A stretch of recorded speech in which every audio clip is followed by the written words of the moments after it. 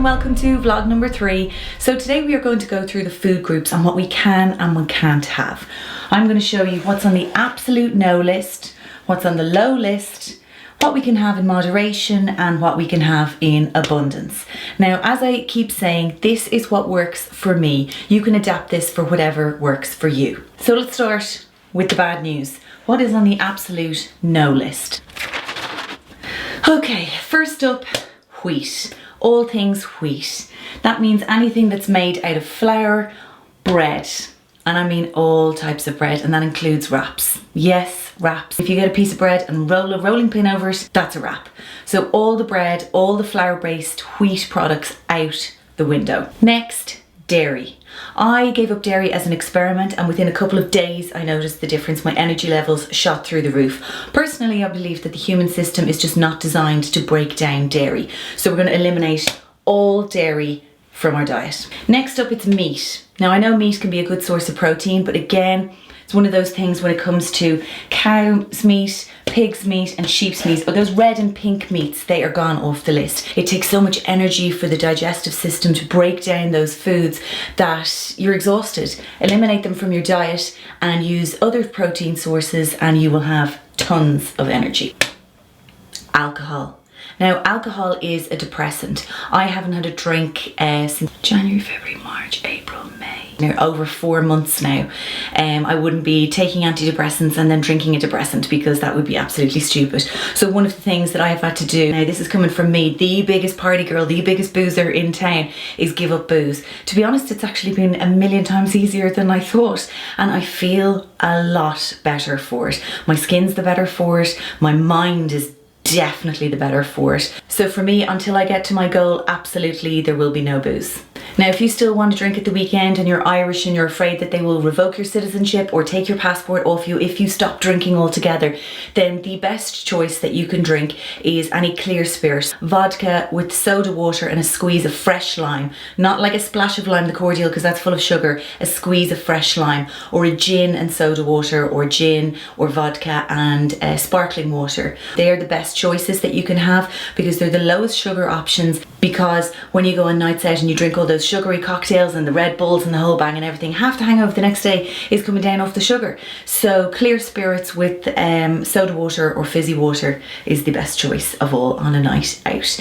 But for me, I'll be staying off the booze, and that means that I will rocket to my goal weight a hell of a lot faster. Artificial sweeteners, I never have them anyway, but they are on my absolute no list. Like the ones you can get and you add them into your coffee or your tea as a sugar replacement, or the ones that are in fizzy drinks and things like that. What happens is when something sweet goes into your mouth and the body goes, oh hey, here we go, we've got sugar on the way.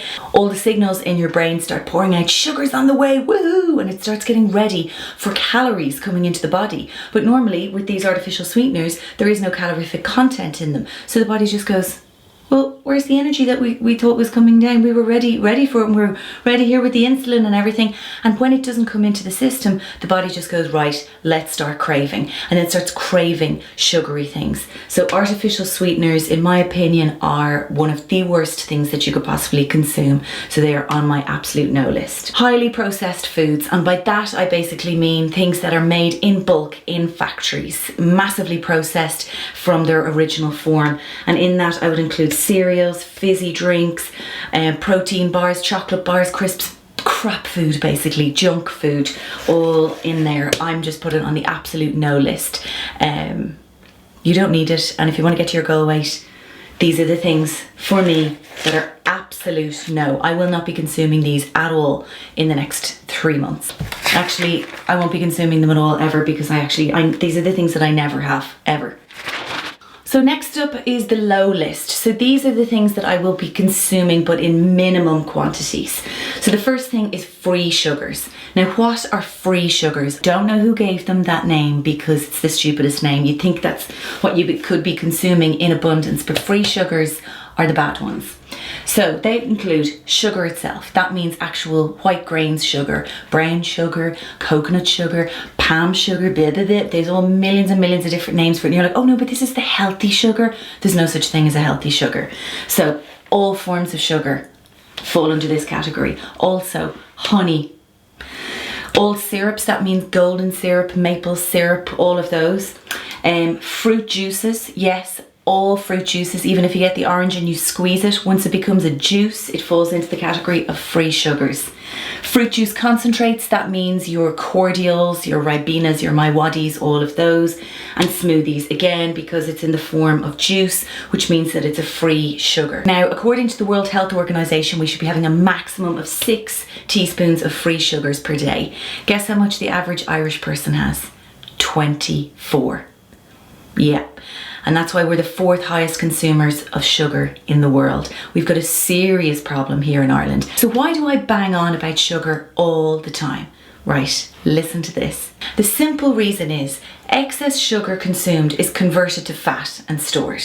So if you want to lose weight, you've got to reduce your sugar intake. Next on the list is caffeine. Now, I love my coffee. I love my coffee and I love my tea. At the moment, well, for the last few months, I've been having anything from like 4 or 5 cups of tea and coffee per day. And what I'm doing now is I'm reducing that back to 2 to 3 cups per day. Next week I'll go to 2 cups. The following week after that I'll go to 1 cup, and I'm going to get myself down to either 1 cup of coffee or 1 cup of tea per day. And the reason why I'm bringing down the caffeine intake, and I'm going to do it slowly to wean myself off it rather than sort of a cold turkey situation, I'm bringing down my caffeine intake because caffeine is a stimulant. Caffeine reduces the blood flow to your brain by 25%, and also overconsumption of caffeine is a big one for storing fat around the tummy, and I don't want it. That's where I've got some serious jiggles going on. So as much as I love my teas and my coffees, the caffeine's going to have to go. Now, I will drink decaf tea, defo, but it's my coffee really, let's be honest, that's my big huge vice, and that's going to have to be reduced. Dried fruits. Now, dried fruits don't officially come under the category of free sugars. Just because they're so sugary, they go in this category. And the last thing is dark chocolate. Now, in Ireland, we love our chocolate. We are the 3rd highest consumers of chocolate in the world, with the average Irish person consuming 16 pounds of chocolate per year, right? Now, why do we love our chocolate? Because it's sweet, it tastes delicious. When you eat it, you release endorphins, the dopamine in your brain is released, and you release those same feelings and hormones as you do when you're in love. Yeah, to deal with sugar craving, chocolate cravings, I mean, and I normally, like these days, I really only kind of get them around time of the month. If I want some chocolate, what I will do is I will have 1 or 2 squares of dark chocolate, and that will be 70, 75, 80, 85%. The 99% one for me, it's too bitter. That really dark chocolate. Now, the thing with that is, it's got a really strong concentrated hit of cocoa, and ultimately when we're eating the chocolate bars, they're full of sugar, they're full of milk, they're full of fat, and they're highly processed. And what we're doing is we're going, oh yeah, I need to eat this chocolate because it tastes delicious. What we're really seeking is the cocoa hit. So if you have just 1 or 2 squares of dark chocolate, you're going to get your chocolate fix in a very small amount in comparison to having to eat 6 dairy milks. Next up, things that I will be eating in moderation. So this is what's going to make up a lot of my diet. Whole fruits. Now, the other category that I told you about was free sugars, right? And fruit juices and stuff like that are all under that list. Whole fruits are winning. They are great choices for snacks. For an energy source, having snacks of a couple of pieces of fruit per day is a brilliant, brilliant, brilliant choice. Whole fruits for the absolute win. Next up, it's nuts. Now, I know nuts are very high in calories, so when I say that I will be snacking on nuts, it will be a very small handful. Cashews and almonds are my kind of go-to nuts. I always have them in my handbag. Next up, good carbs. Now, I say good because what I mean by good carbs is that these are the ones here that I choose that are slow release energy, which means they'll give me the energy as opposed to things like white rice, which will give you a massive rapid energy boost.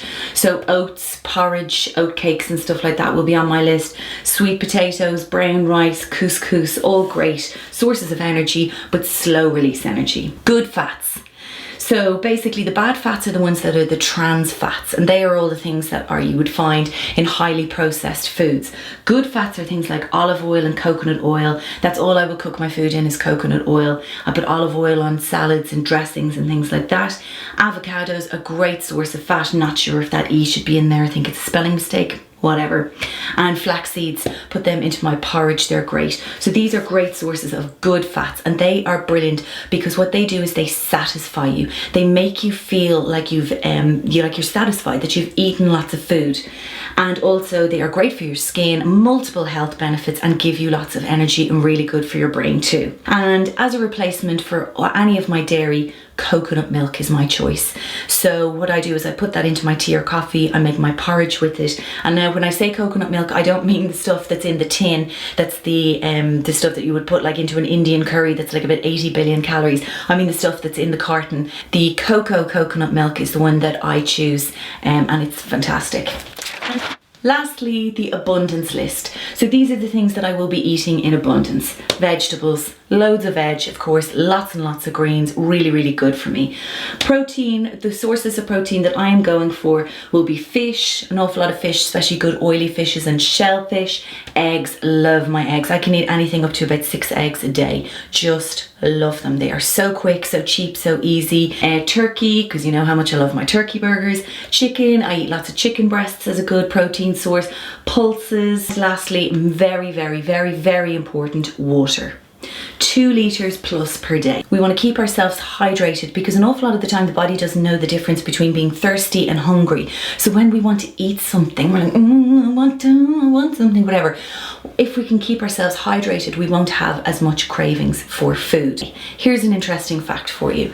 Did you know that the body can't extract the fat from a fat cell unless it is hydrated? If you imagine a cell, a fat cell, a little circle like that, and it's got the fatty stuff in the middle, when your body burns up fat, those cells don't, I used to imagine it was like Pac-Man and they used to come in and just eat through them all and then the fat cells would disappear.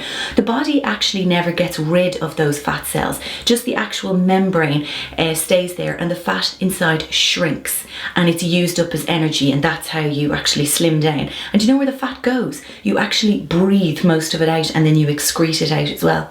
There's an interesting fact for you. Those fat cells, they can't shrink unless they are hydrated. So if you want your fat cells to start shrinking, they must be hydrated in the first place. So water, water, water. Anything from 2 to 4 litres of water per day, or 2 litres of water and 2 litres of the de-bloater water. Just keep yourself hydrated. Flushed, flushed, flushed all the time. And you will notice a massive difference in your skin, your vitality. The whites of your eyes will get whiter. Listen, we all know it. Water is key.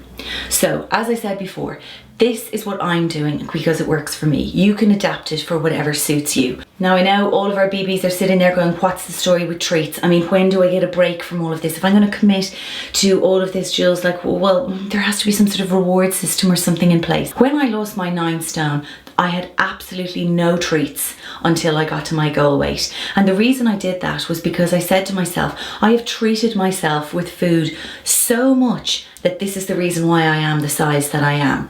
So if I want to get rid of these jiggly bits, if I want to get rid of this muffin top on the top of my jeans, I have to stop eating the muffins. So sacrifices do need to be made. If you absolutely feel that there is some type of food that you just have to have, well then just give it to yourself as a treat once a week. But for me, I absolutely believe that if I stay on this plan for the next 3 months and I don't treat myself with food, because I don't reward myself with food because I'm not a dog, and I stick to this plan, I will get to my goal weight, I will feel absolutely amazing, and then when I'm at my goal weight, then I will live a life of moderation. And then I can have the odd little treaty things. But in order to get to that goal, I am going to have to stay away from the treats. And it's the treats, it's all the bread and the croissants and everything that I have had that have me in this place of where I need to lose 2 stone. So you can't have your cake and eat it. You just can't. Sacrifices have to be made, and it's only for this period of time until you get to your goal. And that's the same if you've got 2 pounds to lose or 200 pounds. When you get to your goal, then you live a life of moderation and you can have treats and things like that, because then you stay on top of things. But in order to get there, you know, you just, I know. This is what works. There is no easy way, as I keep saying. So any questions about any of this, just leave them in the comments below. Tomorrow evening, Wednesday at 6 o'clock, I am going to be here live on Facebook and on YouTube at the same time, doing a Q&A, answering any questions that you have. So just comment below with any questions about whatever it is that you want to know, and I will see you here tomorrow for the Facebook and YouTube live video at 6 o'clock. See you then.